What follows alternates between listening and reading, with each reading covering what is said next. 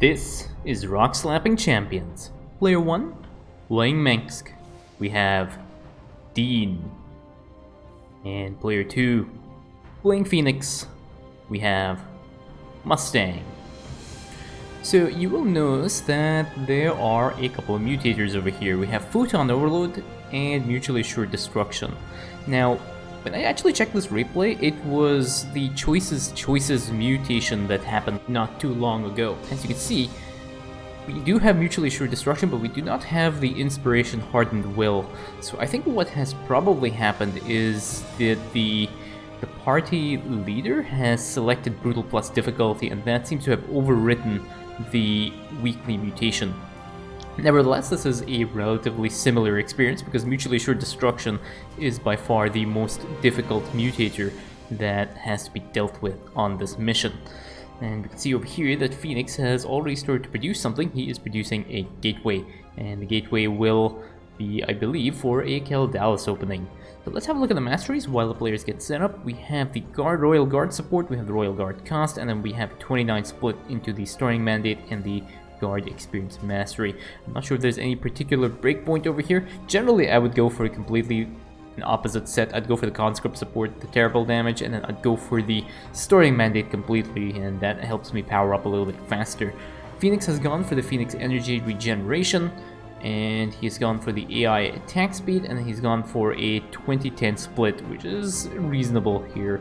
One thing I have noticed is that there are only 28 points into this mastery. He is a level 99 mastery, so he basically has reached his ascension levels. So he's missing 2 points over here. Those are 2 free points that are just not doing anything at the moment. We can see here that Manx has put down now his bunker. He's going to start taking his expansion. He has enough resources as well to begin that. On the other hand, we have Caldalis on the side, and Caldalis is going to start swiping away at these rocks. The other thing I have noticed is that this pylon is very, very close. When I used to do the expands on this mission, I used to put my pylon really close, and then one day I blocked my nexus, and that mistake was never made again.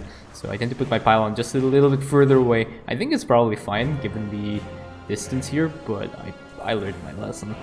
So we have a bunch of adepts right now, and these adepts are going to go and intercept Caldalis, but unfortunately, Manx's army jumps in the way, and the adepts will focus fire those down. And we see that we have the Siege of Storms composition, which is the Oracle Void Ray Tempest. So this used to be the old Skytoss Tempest composition, I believe, which means there's going to be a lot of air units here. And one of the things to also take into consideration when you are playing this mutation is because you have the Mutually Assured Destruction. We can see a very nice queuing of 8 units over here. The Mutually Assured Destruction means all hybrids detonate a nuke when they die. So, on this mission, you can either get the hybrid behemoths or you can get the tuna fish hybrids that walk around. And what I have found through my numerous plays of this mutation is that if you have the tuna fish hybrids, it is a little bit easier to handle because they have a ranged attack, which means you don't really get in your face all the time, and you can actually snipe them off and move out of the way before they detonate a nuke. But the hybrid behemoths, because they are melee, or very, very close to melee units, it does make it a little bit more difficult. With Caldalis and Fenix now, Caldalis is going to have a little problem dealing with the Phoenixes, so he is going to let Fenix deal with the Phoenixes. And over here we have a Phoenix that is also attacking this temple, and now I realize that this is going to be an issue. Hopefully, our Phoenix player here will rename it to Talendar, and that will solve part of my problem of Phoenix versus Phoenix. And now we have a probe transfer to the completed nexus over here. This is an optimization that can be done. So if you just transfer a few probes here, you get both of these primary structures, both of these nexuses on the optimal gather rates, which does improve your economy a little bit. It's a very small optimization, but it can make a difference, especially when you're up against mutations. So it's nice to see that happening from our Phoenix player there. He is optimizing for that. We have a few gateways as well, and I'm assuming he's researching the Warp Gate research. Yes, and then we have a Stargate out now, and I believe this is going to be the first hybrid wave, and commanders will have to be a little bit careful when they engage this. There's going to be definitely a bunch of Phoenixes as well, I believe, in this attack composition, but there will also be a hybrid, and we'll see what the hybrid is that will spawn here. And there's our Phoenix, and We have a bunch of adepts. Okay, so it's a tuna fish hybrid, which makes it a little bit easier as well. So they have to be really careful when they choose to engage it. We have Fenix now on the Soul Red Dragoon that is going to go and try and attack the Skaldalis. Does end up getting picked off by the adepts here. And this Fenix is just watching Fenix over here. Fenix with a Fenix on top. Nice.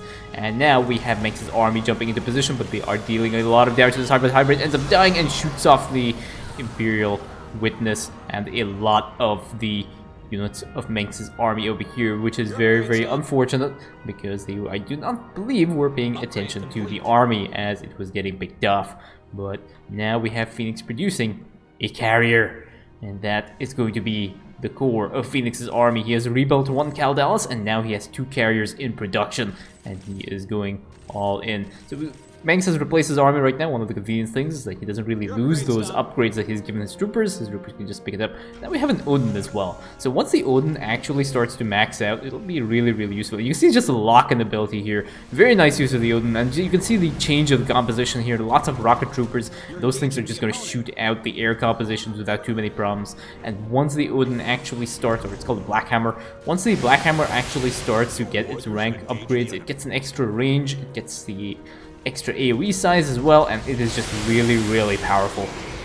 And the Odin now is going to start pushing through here. We do have the Zerg Gul'dan, but unfortunately the Zerg Gul'dan will start to aggro some of these units, and there is a probe over here as well that is investigating these zealots and these Zerglings that are in the middle of a bar fight, but that does not end too well for the Zerglings.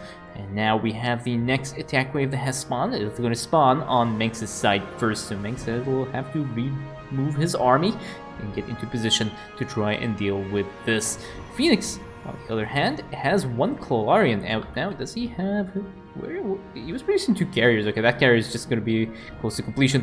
Fenix has decided to go and help his ally out, which is, I guess, okay, but his side is going to get attacked next. And there's probably an attack wave that has already spawned on his side.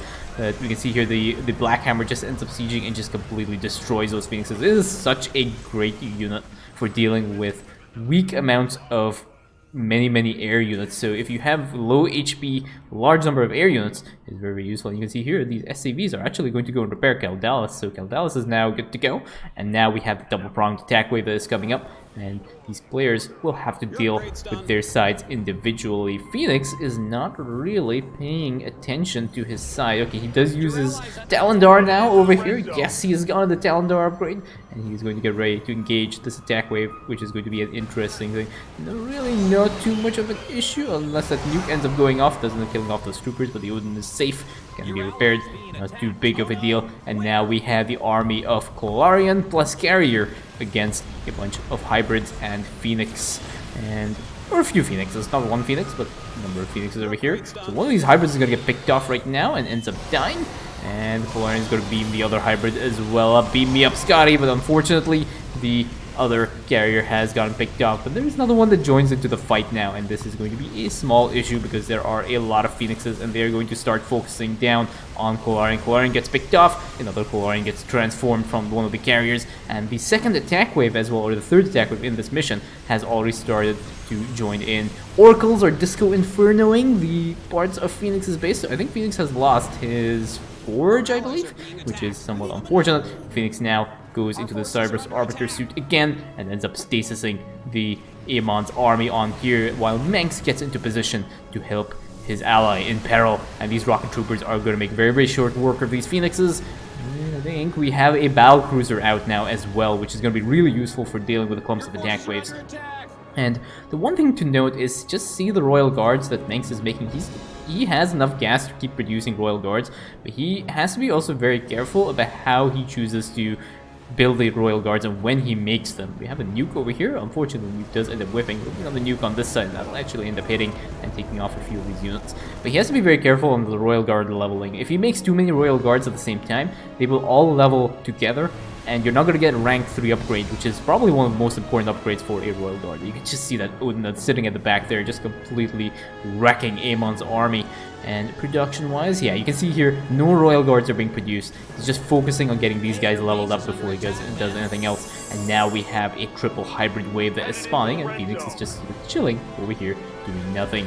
Fenix is actually watching his ally.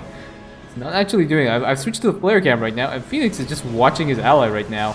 And this is going to be a bit of a problem because there are going to be some explosions. But Fenix is going to go and try and engage this next side. And there is an attack wave that's coming up behind here. These hybrids are also going to end up clearing out some of these bunkers. These units move out of the way. All are safe right now. And now we have Fenix with 3 carriers plus Galarian. And they will go and attack this Void Thrasher.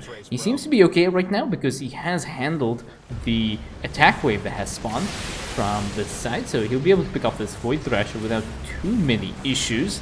But now, this is only the start of the mission. Now, the fun is just beginning. So he's going to, I think, is he going to push through?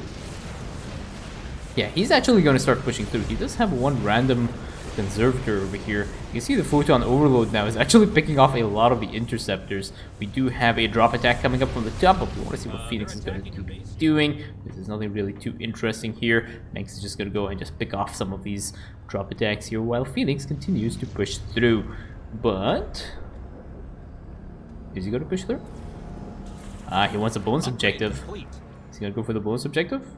No, he's going to actually go back. He's going to go back and help his ally now. He's ready to carry over here. We have the Odin as well, and lots of rocket troopers as well. Just see that range upgrade from the Odin. That is what makes it so useful. It has a really long range, and now we have a Void Thrasher spawning. And Fenix is looking at his allies with this. And he's looking at the Void Thrasher now, and there is a Zerg cooldown. But Fenix is just looking. He's just looking right now. He's just watching. Is he going to do anything to help his ally?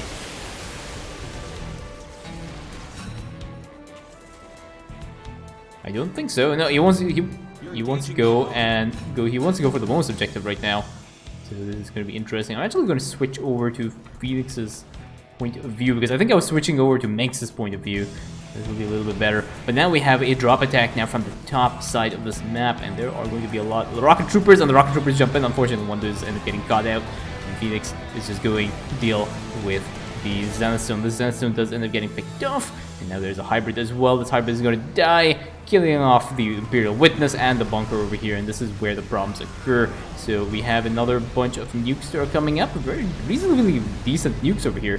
Let's pick up this attack wave, and now we have another hybrid over here. The Battlecruiser will have to get out of the way. It does, and no casualties on that second hybrid. Fenix on the other hand, is just chilling on this side, and he is building up his army of carriers. He has a total of 12 carriers and 1 Galarian now so far. And units lost wise, he has lost 2 Galarians and 2 carriers. So he is going to go and deal with the next attack wave. This next attack wave is going to be a little bit more difficult to deal with because there are a lot of hybrids that spawn there. There's I think 4 or 5 hybrids that end up spawning with this. He is just moving his army right now through those cannons and does end up taking a little bit of damage on Galarian basically from the photon overloads. But you can see now the large number of carriers he's going to be able to pick off these dudes. Oh, he's going for the Zenith Stone. He's not interested in getting the attack wave. He's going to get pincered right now. This is going to be a problem because these Phoenixes will start to aggro his interceptors, and then the interceptors will move back to the carriers, and this is a huge problem for Fenix right now. So one Galarian goes down already, and now there's a storm, and all those interceptors just get completely destroyed by the psionic storms, and this is now a huge problem. These Phoenixes are focusing the carriers, and there is a tactical retreat from Fenix, and he's going to move over here now and get the rest of his carriers into position. And he's just said, you know what, this is my ally's problem now. I'm just going to watch my base and make sure everything is okay. I'm just going to sit here, and I'm just going to pretend like that doesn't exist right now. Because that is not my problem anymore. This is my ally's problem. He's just basically just looking at his base right now. This is amusing. He's not even like bothered moving out of the way. He's just letting his ally deal with this. And for the most part, I think Manx took a very, very big hit there because like his ally didn't actually help him at all. Yeah, he lost his Odin and he lost one of the battlecruisers in the process. And this is actually somewhat amusing. So now that the hybrids are gone and the nukes are gone, Fenix is going to go and intercept the easy part of this mission, and he's going to go and deal with the rest of this attack wave. But oh, he's chosen to go for this. He wants to keep his carriers alive, so he's going to go for the Void Thrasher.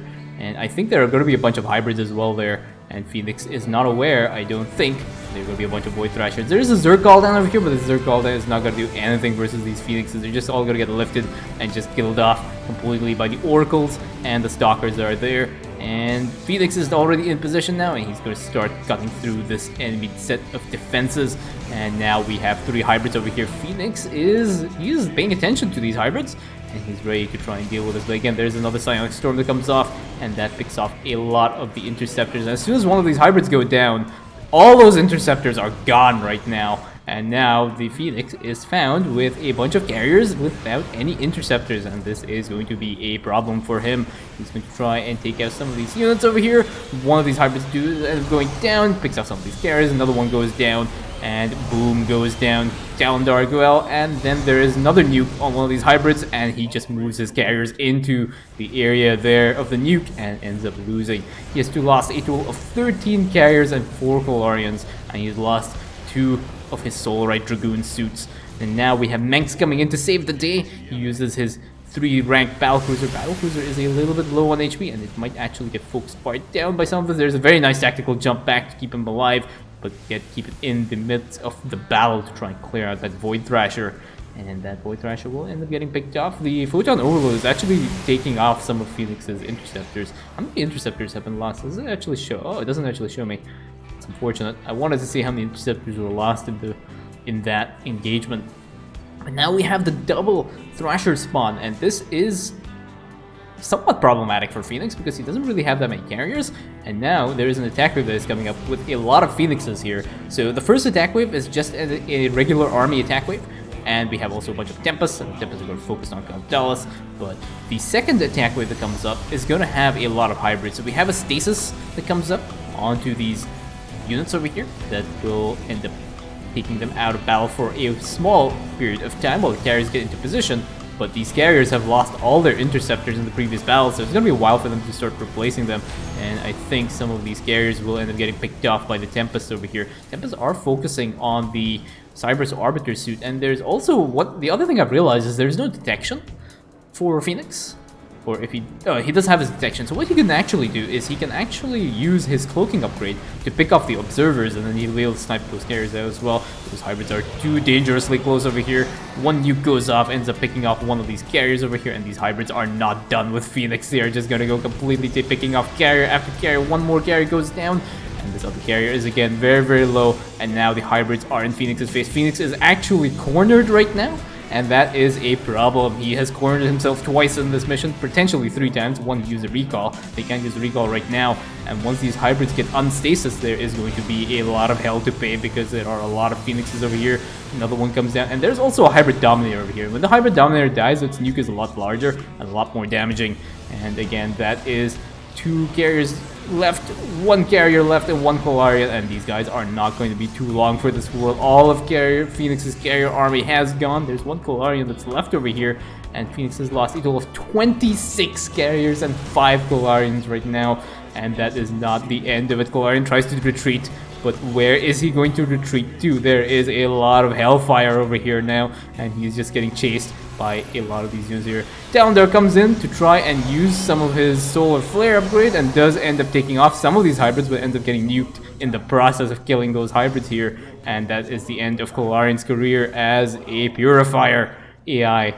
And now this temple is completely vulnerable over here, and there is also a Void Thrasher, and there are a lot of hybrids over here. The good thing is these hybrids have actually aggroed Phoenix's base with these Tempests. So here's a little bit of redemption over here. This temple is just getting hammered, but that is pretty much the temple defended after Fenix has lost a lot of units. But that is GG.